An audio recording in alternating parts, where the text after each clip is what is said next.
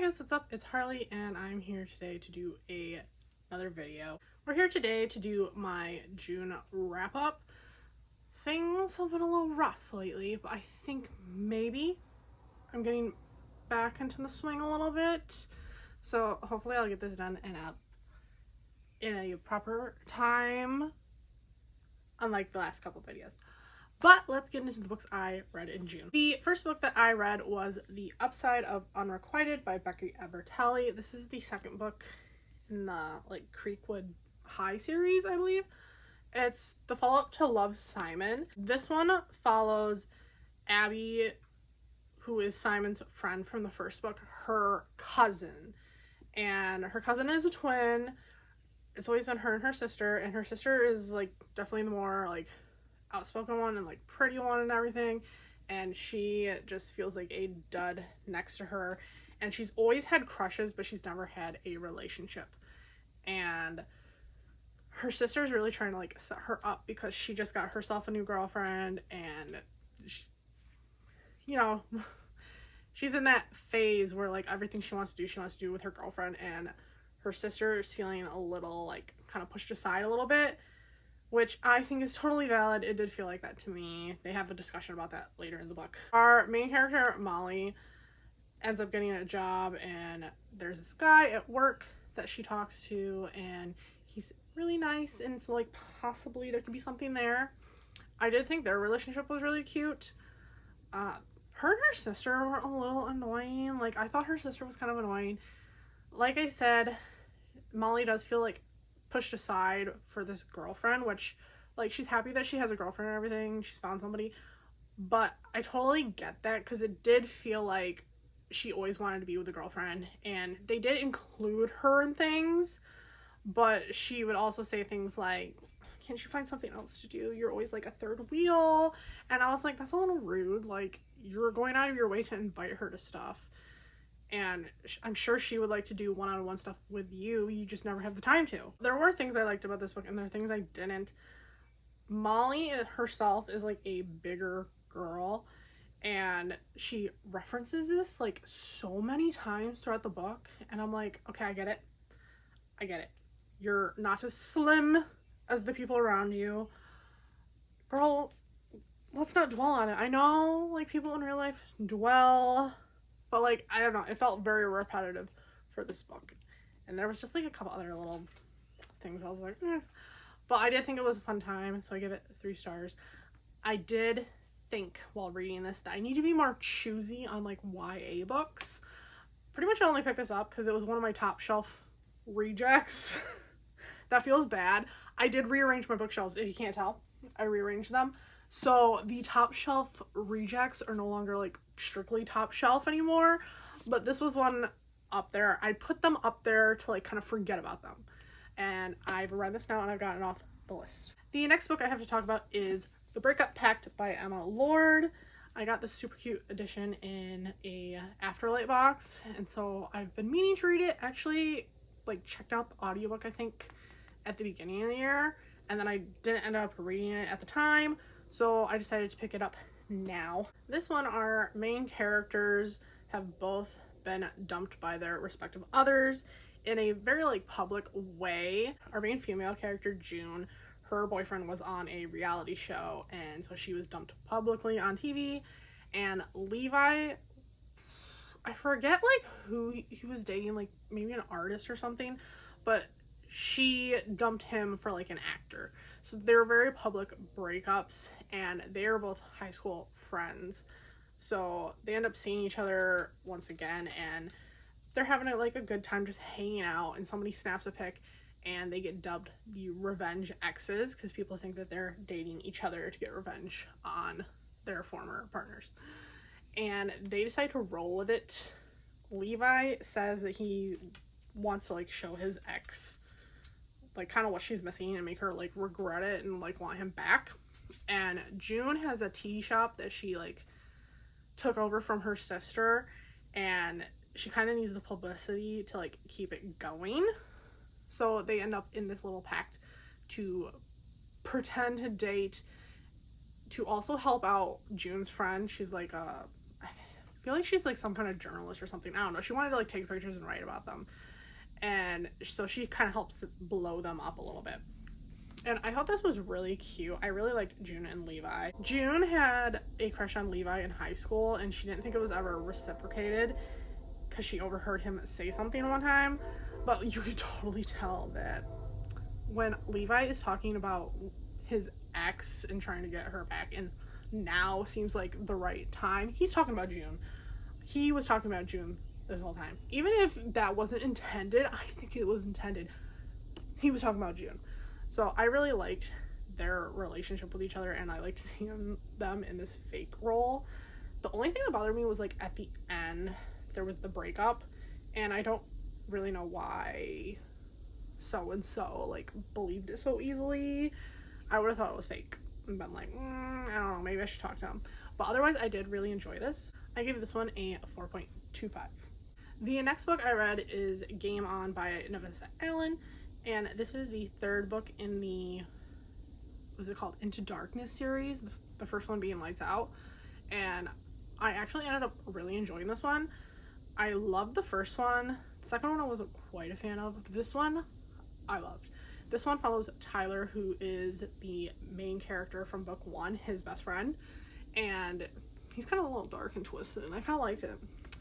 So he basically ends up blackmailing the female character Stella into being in a fake relationship with him because he wants access to like the wealthy people that she knows, specifically a friend of her parents who happens to be Tyler's dad. Tyler has a lot of daddy issues. He's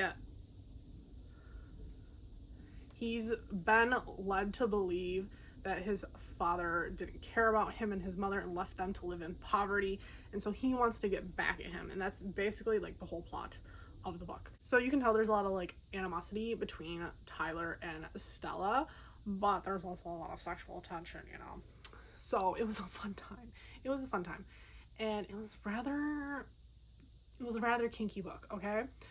I loved it. Like, I liked Tyler a little bit less than Josh. Like, Josh and Allie are my favorite couple out of the whole series, but I really like Tyler. He's funny. He was a delight to listen to. And I did like Stella. So I ended up giving that one 4.25 as well. Then I read All the Missing Pieces by Catherine Kells. This is a like true crime romantic suspense kind of novel. Our main character, she is a true crime kind of like podcaster because her sister disappeared on like, I believe it was one of their last nights of college. She convinced her to go to a party with her because she had really like gone out and partied, and she just disappeared from that party, and they never figured out what happened to her. They never found her, and she kind of took that pain and like channeled it into this podcast where she helps other people discover what happened to their loved ones and try to like close some cases and stuff. So the case that she's working on actually ties into her sister's case. There was somebody who was left alive, and she wants to go talk to them and see if maybe their cases are related, because she believes that there is like a pattern, and that whoever kidnapped this girl and that she got away from is actually the person that took her sister. So she goes to this small town. They're all very protective of this girl, so nobody really wants to talk to her at first, but she has a way of like connecting to them, especially with her story. And so she ends up being able to talk to her and the people in her life, and she does manage to figure out the case. Yes. Sansa really liked the book too. That's why she's talking so much.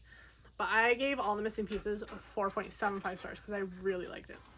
The next book I read was The Scoundrel and the Siren by Christy Carlisle. And this is the second book in like the Princes of London series. I read the first book and absolutely loved it. So basically the series follows the like prince siblings, And this one follows the main character from book 1, her brother. And they're basically like treasure hunter adventurers.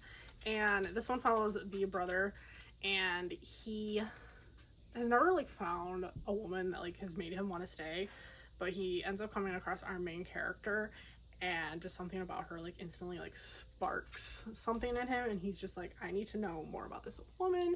And she's kind of annoyed with him because he got her fired from her job, and to make that up to her, he like hires her on another job that he's doing. I did like them, and I like their shared interests. I don't know, I didn't like it as much as the first book. Like, the first book was like so much fun, and this one I liked.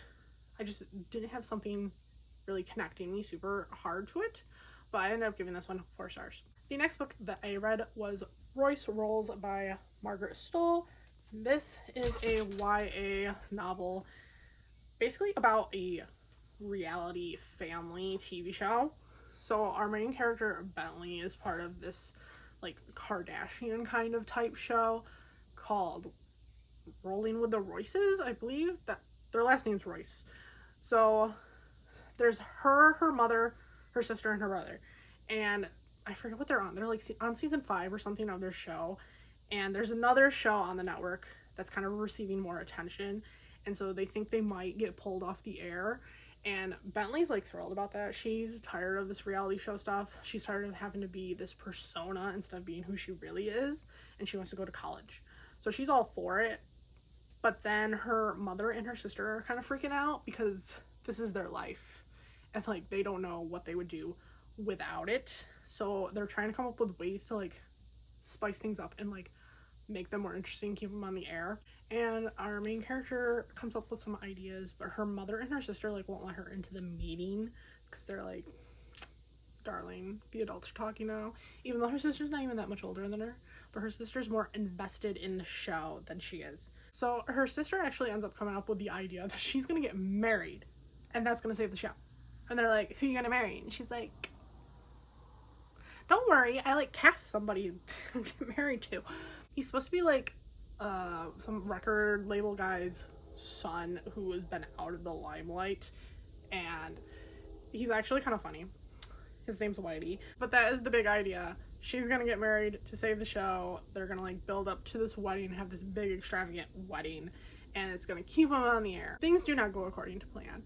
This book actually starts with a like reporting on the wedding day, and the groom and Bentley were in a car accident and have apparently died in a cliffside. They like drove off the cliffside and like burst into flames. They've died. And then the book goes back to the like the semi-start, and you kind of learn what happens along the way. When I first started listening to this, I didn't think I was going to be a fan of it, and I thought I was going to DNF it. But it was actually surprisingly like really funny. Like, this is definitely just like a feel good time book, just one to kind of like listen to and absorb for a fun time. You're not going to think about it, but it's fun. I ended up giving this one 3.75 stars. The next book I read was for me and my friend Victoria's buddy read, and that is The Dixon Rule by L. Kennedy. This is book 2 in the Campus Diary series. There's too many series now, and I forgot what their names are. Yeah, so this is book 2 to the Campus Diary series, and this one follows the main character from book 1, her best friend, and one of the guys on the hockey team. And they're kind of like enemies. She doesn't like him. He more so just likes to rile her up. So we have Diana and Shane, and they end up becoming next door neighbors because Shane moves into the building that Diana's living in. And, you know, that's just great for her. She just loves that. But they end up in a fake dating situation when his ex-girlfriend comes to town with, surprise, surprise, her new boyfriend to stay at his place. You know, I think that was really rude of her not to say, hey, I'm bringing my boyfriend. She was just like, oh, I'm bringing a friend. So he thought it was going to be one of their friends that they know because they grew up together. So his great plan is to tell her that he's dating someone, and he's actually dating his next door neighbor. So he asks her to please play his fake girlfriend, and she agrees.